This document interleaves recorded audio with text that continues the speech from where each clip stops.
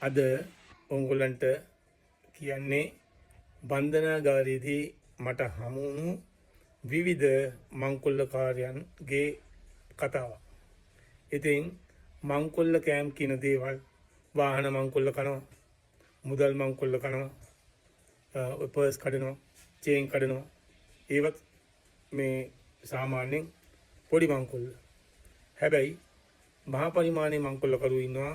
ඒගොල්ලෝ කෙලින්ම ගෙවල් සහ ලොකු ආයතනවල මේ මහා පරිමාණයේ මංකොල්ල කරනවා. ඉතින් මේ මංකොල්ලකරුවෝ අතරේ මට හම්බුන සුවිශේෂ චරිත තුනක් තියෙනවා.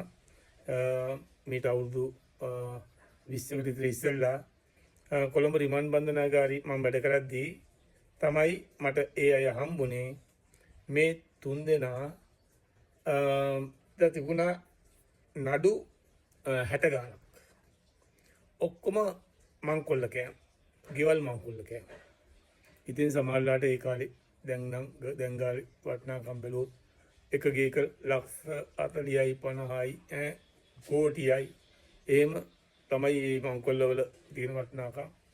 කෝටි ගණන් වටින දේවල් අද දවසේ ගත්තාම. ඉතින් ඒගොල්ලෝ ඒ මංකොල්ල කෑම් නිසා ලංකාවේ හැමතැනම අධිකරණවල නඩු තිබුණා. ඉතින් අපි හිතමුකෝ මේ තුන් දෙනාගේ කණ්ඩායමේ නායකයෙක් ඉන්නවා. අපි යා උපාලි කියලා හිතමුකෝ. එතකොට උපාලි එයාගේ ගෝලියෝ දෙන්නෙක් ඉන්නවා. මේ ගෝලියෝ දෙන්නෙන් එක්කෙනෙක් මේ මංකොල්ල කෑම් වලට යද්දී ඕනෑම යතුරක්, ජනේලයක්, දොරක් අරින්න පුළුවන් යතුරු සෙට් එක එයා ගාව තියෙනවා.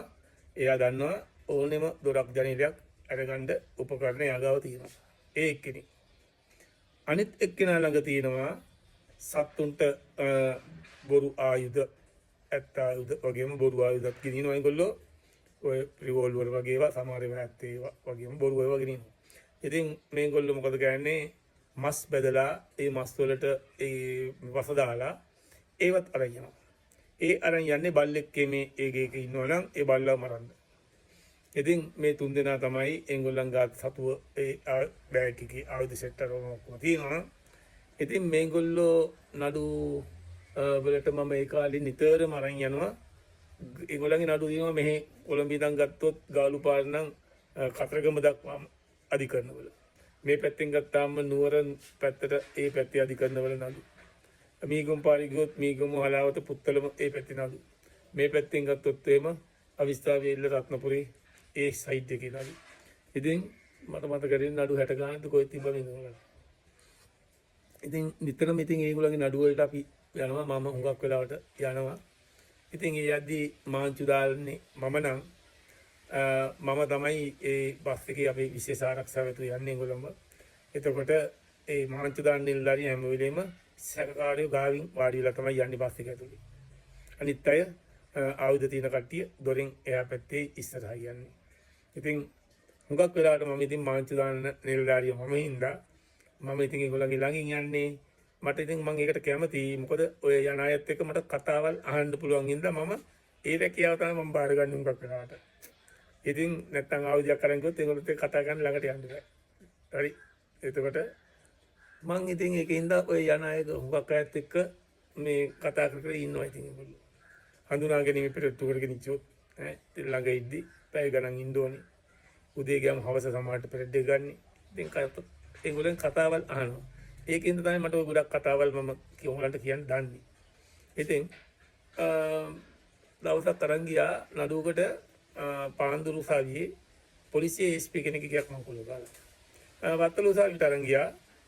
වත්තල උසාවියේ මේ නඩු මේ ලෝය කෙනෙක් ගියක් මම කොල්ල ගාලා. ඉතින් ඔය වගේ නඩු තියෙනවා. ඉතින් මම ඒගොල්ලොත් එක්ක ඉතින් කතා කරාම ඉතින් ඒගොල්ලන්ටත් ඉතින් අපි තේ ටිකක් ඕන වෙලාවට තේ ටිකක් අරන් දෙනවා, කෑම ටිකක් අරන් දෙනවා, වීම එකක් අරන් දෙනවා. ඉතින් එහෙම දුන්නාම මහත්තයා හොඳ මහත්තයෙක් කියලා හිතවත් වෙනවා. ඒ කියන්නේ ඒගොල්ලන්ගේ කතාවක් ඕන දෙයක් ඇත්ත කියනවා. ඉතින් මම පොඩ්ඩක් හිතවත් වෙලා ඉතින් ඒගොල්ලෝ මංකොල්ල කෑම් කරන විදියවල ඔක්කොම අහගත්තා. ඉතින් ඔය පාන්දුරු උසාවි තියෙන නඩුව ඒක මම ඇහුවා ඇයිනේ SP මහත්තයෙක් ගියක් මංකොල්ල කන්න ගියේ දන්නේ නැද්ද පොලිසිය කියලා. දන්නේ නැහැ සර්. අපි සර් මෙහෙමයි. අපි සැලසුම් කරලා මංකොල්ලයක් කන්න යනවා නම් ඒක යන්නේ හුඟක් වෙලාවට දවල්ට. හැබැයි අපි රැට මංකොල්ල කනේව සර් අපි යන්නේ සැලසුම් කරලා නෙමෙයි. අපි කොළඹ අපි 3 දෙනා මේ ආයුධ ඔක්කොම දාගෙන මස් බැදපු ආයුධ සෙට් යතුරු මේ ඔක්කොම සම්පූර්ණ සෙට් ටික අරගෙන කොළඹින් අපි නගිනවා ඒ කාලේ රෑ 11න් පස්සේ තියෙන බස් එකකට. අන්තිම බස් එක කතරගම බස් එකේ නගින්න හිතුණා. කොළඹට ගියා දැක්කා පොන්රාගල බස් එකක් තිබොත් ඒක දුර බස්. අපිට හම්බෙන බස් එක. නැත්තම් මේ අර පැත්තෙන් කතරගම පැත්තට බස් එකක් තිබොත් ඒකේ. ඒ නැත්තම් මේ පැත්තෙන් රත්නපුර පැත්තේ ඈත බස් එකක් තිබොත් අන්තිම දක්වා ටිකට් ගන්නවා. අරගෙන අපි මොකද කියන්නේ යද්දී ඔය පාන්දුරේ නඩුවුනේ එහෙමයි. අපි පාන්දුර පව් කරලා ටිකක් යද්දී අපිට එකපාරටම දැක්කා අපිට සර් ඉව තියෙනවා. ඉව තියෙනවා කියන්නේ මැණික් ගැන දන්නේ එක්කෙනා මැණික් පතලෙකට ගියාම මේකේ ඉල්ලන් දැක්කම දන්නවා වගේ ඉල්ලම තියෙනවා කියන්නේ මේකේ බඩු තියෙනවා කියලා දන්නවා. ඉතින් ඒ වගේ අපි ගියත් දැක්කම දන්නවා මේ ගෙදර මුදල් රත්තරන් බඩු අපිට ඕන කරන දේවල් තියෙනවා මේකේ අපිට යමක් කරලා පැන ගන්නත් ලේසි. ඉතින් අපිට එහෙම ගියක් ඔල් මීටර විච්ච ගමන් අපි එතනින් බහින්. බහැලා අපි ඉතින් හැංගිලා ඉඳලා ඉවත්තේ අපි රෑ එකකින් පස්සේ තමයි ගෙදර බහින්නේ.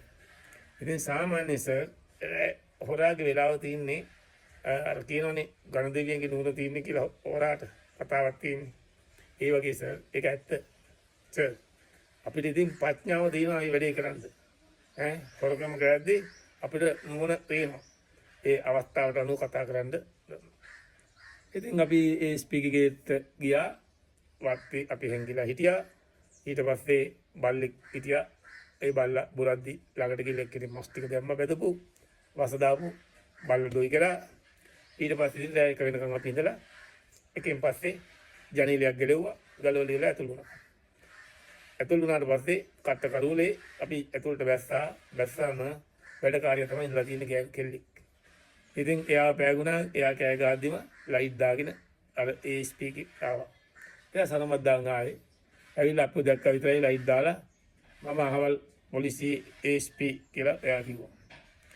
ඊට පස්සේ අපි නම් කිව්වා ඔව් අපි දන්නවා තමන් පොලිසි ASP කියලා දැනගෙන තමයි අපි ආවේ. අපි ආවේ වෙන මොනවටත් නෙමෙයි. මේ LTT එකත් එක්ක යුද්ධ කරනවා අපේ රටේ මේ හමුදාව. තමුසලා යුනිෆෝම් ඇඳගෙන කොටින්ට LTT එකට මේ ආයුධ විකුණනවානේ. තමන්ගේ ගෙදර ආයුධ තියෙනවා කියලා අපිට තොරතුරක් ලැබිලා තියෙනවා. ඒව සර්ච් කරන්න යාවි කිව්වා. කිව්වාම අරයා කල්පනා කරනවා කවුද මේ රහස් පොලිසියෙන්ද DVPද වෙනස් සංවිධානයක්ද මොකක්ද කියලා එයාට හිතා ගන්න බෑ. ඊට පස්සේ එයාව අරගෙන ඉවරලා එයාව එක්ක යනවා. ඇඳන් යට අරේ මේ බලනවා ඉතින් ආයුධ පෙන්නන්නද කියලා. මෙට්ට උස්සනවා. අපි ෂේප් වලට යන්නේ මුලින්ම. ඊට පස්සේ මොකද කියන්නේ? අරයාගේ සැකේ යනවා. මේගොල්ලෝ මේ මංකොල්ල කන්න නෙමෙයි එන්නේ මේ අල්මාරි බලන්නේ ඇඳන් යට අරේ මේ යන්නේ බලන්නේ. කාමරවල මුළු අරවම.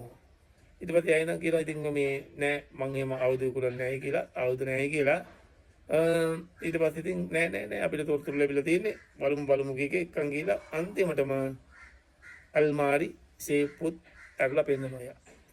ඉතින් ඔහුට සැකයක් නෑ දැන් මේ පල්ලි බයනතුව පෙන්නනවා රත්තරන් බඩු පෙන්නනවා අපි කියනවා ඒ වැඩක් නෑ අපිට ආයුධ ඕනේ වහන්න දොර කියනවා. අවසානයේ මොකද කරන්නේ? ඔහුගේ අතපය බැඳලා පවුලේ ඉන්න අනිත් අයත් එළියට ආවම ඒගොල්ලන්ගේ කටවල් බැඳලා ඒගොල්ලෝ ගැට ගහලා ආයුධ රත්තරන් බඩු තියෙන දේවල් ඔක්කොම අරගෙන අපි යනවා. අපි ඒගොල්ලන්ට පෙන්නනවා අපි ගෙදරමයි ඉන්නේ උදේ වෙනකන් දඟලන්න එපයි කියලා. හැබැයි ඉතින් එළි වෙද්දි ඒගොල්ලෝ බලද්දී අපි කිලෝමීටර් 100ක් විතර ඈත ගිහිලා ඉවරයි සර් කියලා ඔහු කිව්වා.